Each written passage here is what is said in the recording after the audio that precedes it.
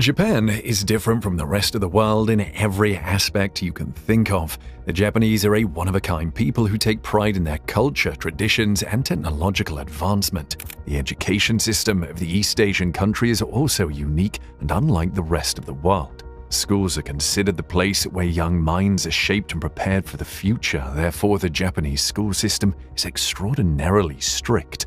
However, they don't pressurize the students with unnecessary burdens like the schools and colleges in Western countries. Some of the rules enforced in Japanese schools seem pretty absurd and unfathomable, but the locals tend to adhere to these rules. From extremely specific dress codes to compulsory classes, even during vacations, here are 20 Japanese school rules you didn't know existed. Number 1. Students can't fail a grade. Doubling or being held back one year is not very common in Japan. Students here tend to move up the education system regardless of what their grades are. They're only made to repeat a year in rare and extreme cases. And the Japanese system doesn't only emphasize the grades of a student, instead they also consider their behavior, attendance, participation in extracurricular activities and clubs. All these things tend to positively affect a child's learning. So even if they're weak in certain subjects, it's not a reason to hold them back. That's probably why Japanese students are much more attentive and enthusiastic about learning as compared to their fellows in Western countries. The report cards of Japanese kids look quite different from that of students in Europe or America. They don't have to repeat a grade because of academic shortcomings, and all the students in a class will make progress through the academic grades in accordance with their age. Number 2. No food from home.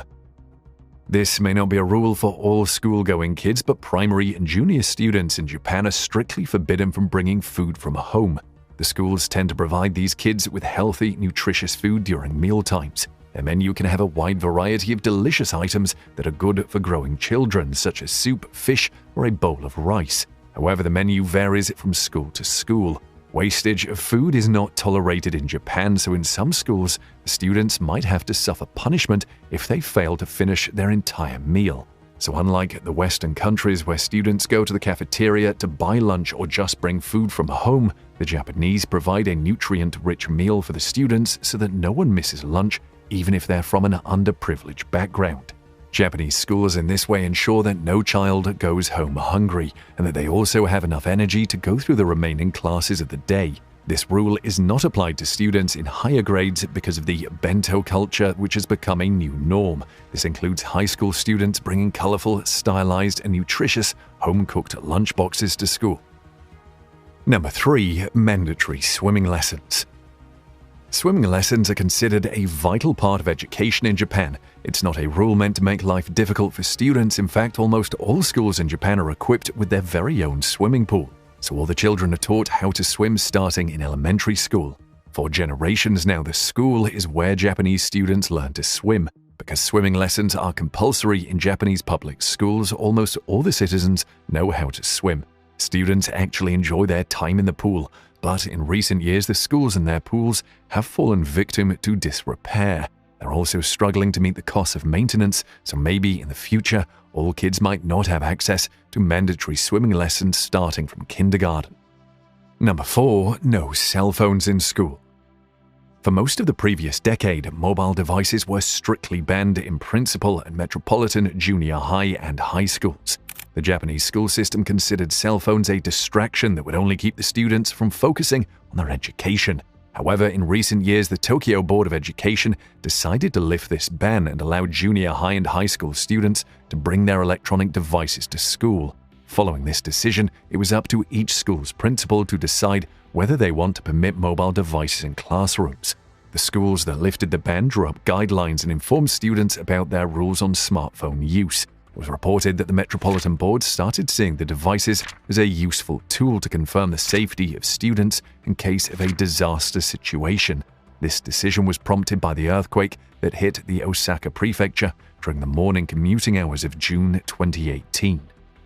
Number 5. Very short skirts for female students. For school students in Japan, it is customary to wear a uniform. Unlike the public schools in Europe and America where kids wear their everyday clothes to school with some restrictions, the young girls in Japanese schools wear a particularly short skirt with a long bobby socks as part of their school uniform. This style with extremely short skirts has often been inappropriately represented in certain art forms and media. Television shows, anime, and comics make it seem like all female students are required to wear inappropriately short skirts to school, but that is not always the case. It might be a requirement of some schools, but it's not an obligatory clothing requirement by most schools. Fashion is an important factor that influences the dressing of Japanese school-going kids just like anywhere else. However, it is noticeable that Japanese students do not wear stockings when they wear a miniskirt. This is mainly because Japanese people think that it's embarrassing to show their legs in a skirt or shorts when they're older. So the Japanese youth wear a miniskirt without stockings because they think it's a kind of privilege during a time when they're young. This is also why they don't mind feeling cold in their uniform miniskirts, as it's a sort of privilege, especially for high school students. Number 6. Punctuality. The Japanese people pride themselves on being on time all the time. They never compromise on the matter of punctuality, whether it's at the workplace, educational institutes, or at home. That's why punctuality is a huge deal at Japanese schools. Unless there is a very specific and verified urgent situation that forces the student to be late, the schools do not tolerate latecomers and do not allow them entry into the school. However, students missing school for being late is a rare scenario, as the Japanese kids are all very punctual just like their elders. They're extremely time-conscious and almost always try to reach school on time.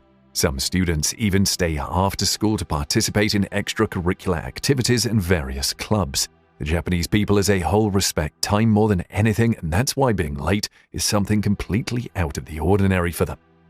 Number 7. Japan doesn't have substitute teachers. Believe it or not, but in the Japanese school system, there is no concept of substitute teachers. In fact, no substitute teachers are allowed at school. In countries like America, in case of a teacher being late or not being able to make it to school to teach, the school tends to provide a substitute teacher for the time, but not in Japan. Here, if the regular subject teacher is for some reason unable to come to class, there won't be a stand-in teacher. Instead, the students are expected to still come to class, remain inside, and do their schoolwork on their own just like they would do on any regular day. Japanese students are expected to study without a teacher to guide them in case a teacher is absent. Now, leaving 30 or more teenagers unsupervised in a classroom in an American high school would definitely be no less than a nightmare. But Japanese schools leave the students on their own when a teacher calls in sick. The secondary schools in Japan particularly don't have any substitutes. Instead, the students are trusted to sit quietly and study independently for the duration of the class. Number 8. Students can't dye hair. Japanese school rules significantly emphasize the natural appearance of the students. Japanese high school girls are not allowed to dye their hair in various colors or wear their natural hair if it isn't straight and black. They're also prohibited from painting their nails or wearing jewelry. The schools believe all these things distract students from their studies. But in recent years, the school rule that requires all students to dye their hair black if they have hair that is naturally another color has been causing a stir. This is required in order to create a uniform appearance for the student body. In Japan, spring marks the beginning of the academic year, and during the 2021 school year, 7 public high schools in Tokyo still demanded that students with natural, non-black hair dye it black. This rule has been considered highly controversial, and for the 2022 school year, it was completely abolished. It no longer remains in effect at any municipal school, but that doesn't mean for several decades the students weren't forced to dye their hair black to appease the school authorities. In numerous schools, the two-block undercut style in which boys shave their hair short on the sides and grow it out on top was also previously banned. This rule has also been abolished. Number 9. Curly hair is also not allowed. The hair color being uniform hasn't been the only concern of Japanese schools. They also want to dictate the texture of the students' hair. This is probably why girls with a naturally curly hair are required to straighten their hair in order to fit into the school's dress code. If their hair seems permed or unruly, the students might be denied entry into the school. Kids with naturally curly hair or mixed-race children suffer a lot because of this rule. And in some cases, students are also prohibited from entering the school if their hair looks too neat. There have been several instances when African Japanese students were accused of getting a perm, despite the fact that it was their natural hair texture.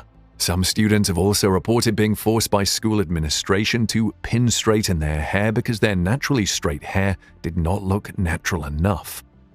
Number 10. Romantic relationships are forbidden. The schools in Japan are very strict about keeping the educational institutions as professional as possible. Dating is therefore forbidden at all of the junior high schools in the country. In Japan, schools are solely supposed to be for learning, and most parents and teachers also believe that very few junior high students manage to date under the restrictions. In fact, parents, teachers, and even students agree that dating does not play a part in the lives of the majority of junior high students.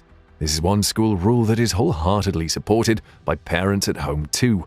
According to teachers, the main focus for students should be their education. They also think that most students are too young to think about relationships.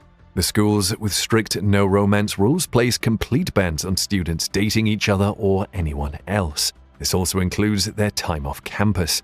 Although, like most other places in Japan too, there are students who break this rule and develop feelings for one another at no romance schools. They mostly find a way to date in secret.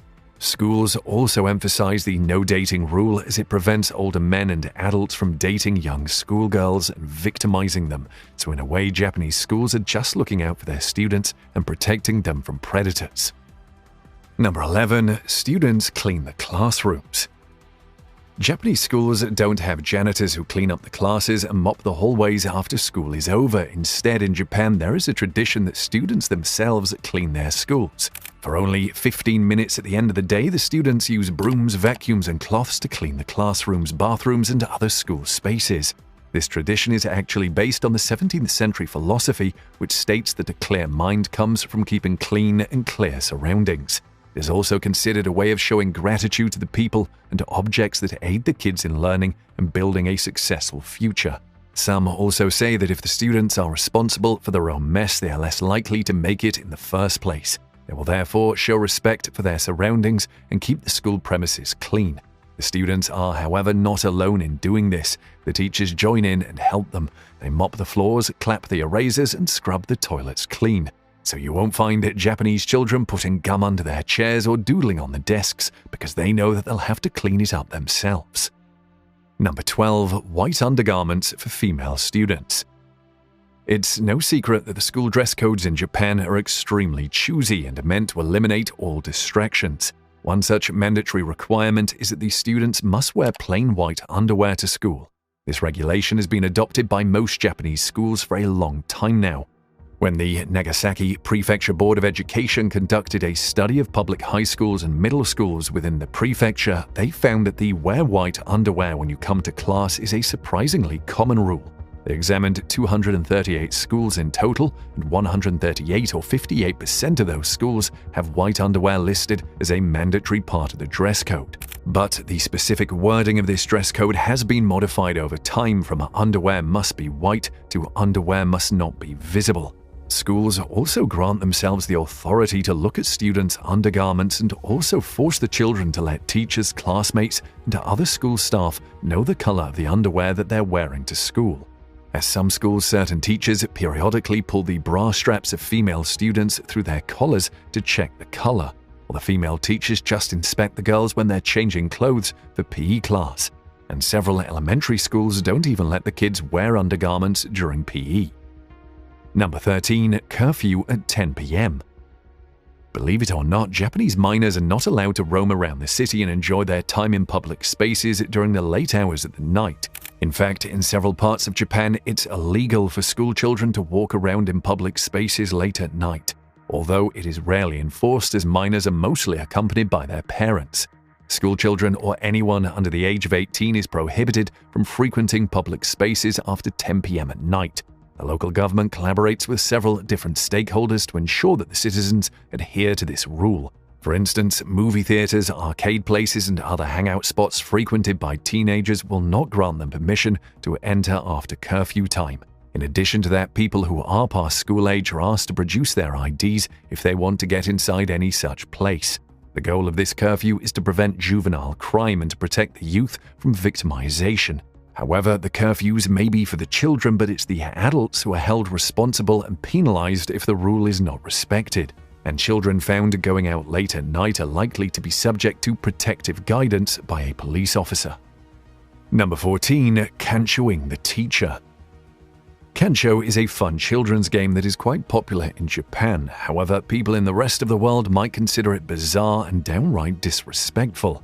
The game is pretty simple and is often played as a prank. It's quite the favorite among elementary and kindergarten students. In fact, all the foreigners who visit Japan or move to the country are given a fair warning about getting kanchoed. But how does it work and why is it so embarrassing?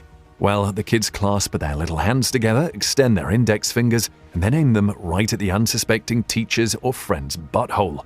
The kids in Japan tend to kancho mainly for two reasons. Firstly, because they're kids, which means they're small, fast, and haven't developed a sense of empathy or shame. Secondly, the parents and teachers in Japan are significantly more lenient with the under 6 age groups. So up until elementary school, the teachers are actually at the mercy of the pack.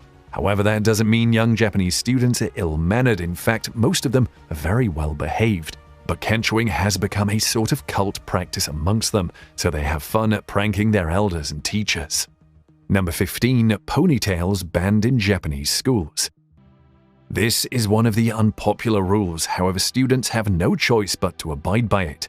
Japanese schools don't allow female students to wear their hair up in ponytails as they believe that the exposed nape of the neck can inappropriately excite male students. Of all these strict and absurd school rules that are still being implemented in Japanese educational institutions, this one is considered the most distasteful as it sexualizes female students. According to a 2020 survey, almost 1 in 10 schools in Fukuoka prohibited ponytails for young girls. And in a report published by Vice, it was also revealed that Japanese schools also dictate the shape of the eyebrows, the color of the socks, underwear, and many other aspects of the uniform, especially for female students. The teachers have revealed that the students are never given any logical explanation about these restrictions. And strangely, the schools do not allow ponytails, but they do allow bob-cut hair, which also exposes the nape of the neck.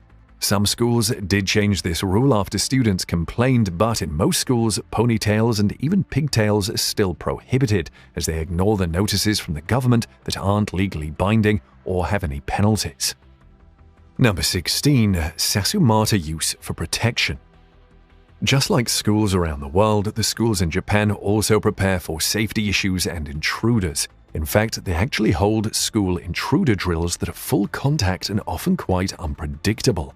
Violent crime is pretty rare in Japan, and unlike America, everyone cannot buy guns here or bring them to schools. In comparison to the United States, violence directed at schools in Japan tends to overwhelmingly involve knives, due in part to Japan's strict firearms laws. The most infamous attack occurred in Ikeda, a suburb of Osaka, back in 2001, when 8 students lost their lives after a man with a history of mental illness attacked.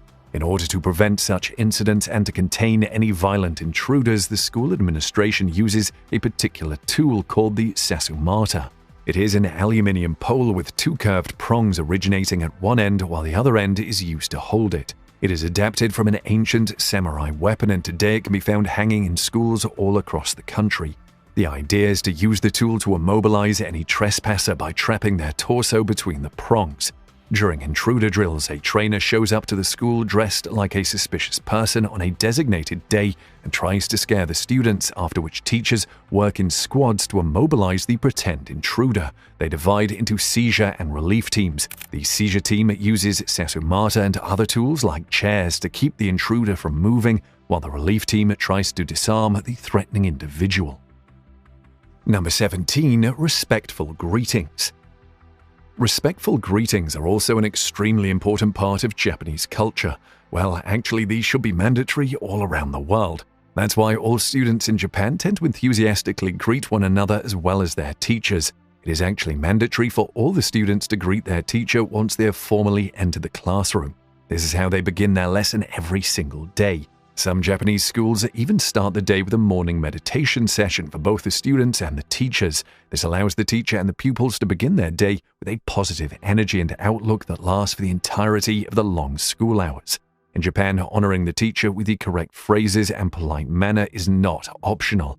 It's not surprising, owing to the fact that respecting elders is an extremely important part of Japanese culture, and from kindergartners to old people, everyone greets each other with the utmost respect in this country.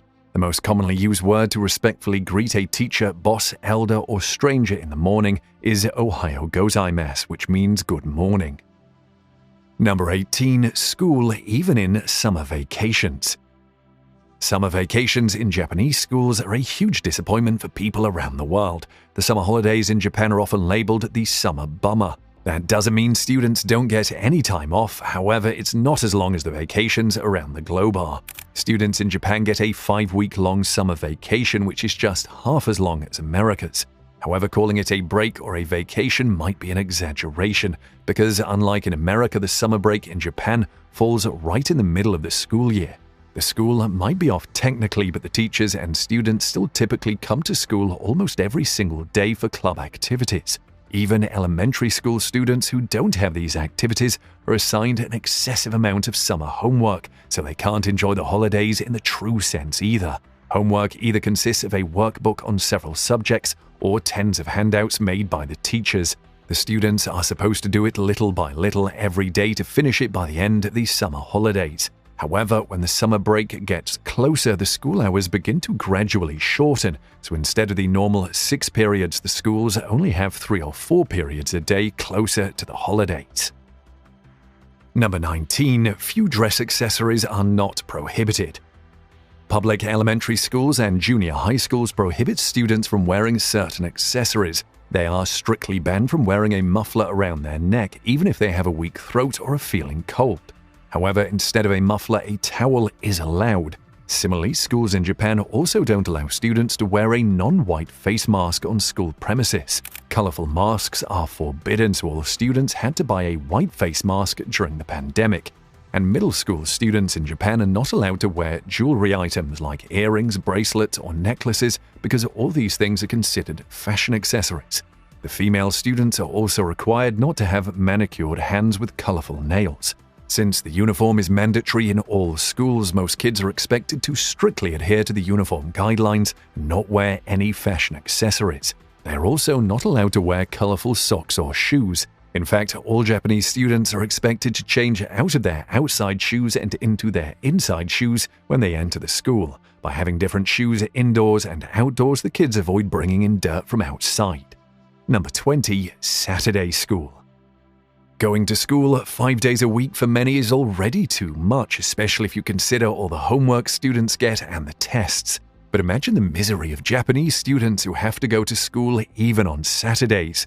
While most schools around the world hold Saturday classes in rare instances or as a punishment, in Japan going to school on a Saturday has been a norm for decades. Until recently, every single Saturday in Japan used to be a school day. One-day weekends were actually the tradition for Japanese schools until 1992. This was when the government began phasing out these Saturday lessons as they were pushing nationally for a more relaxed education system. But that didn't mean all schools adopted this new reform. In fact, many school boards downright ignored the change and continued holding extra lessons on Saturdays. Even today, almost half of Tokyo elementary and junior high students still have to spend at least one Saturday morning every month studying math or science instead of watching cartoons or sleeping late. And the schools remaining closed for a long time due to the coronavirus outbreak only gave authorities more reason to shorten the summer holidays and hold Saturday classes after the pandemic ended in order to help the students catch up.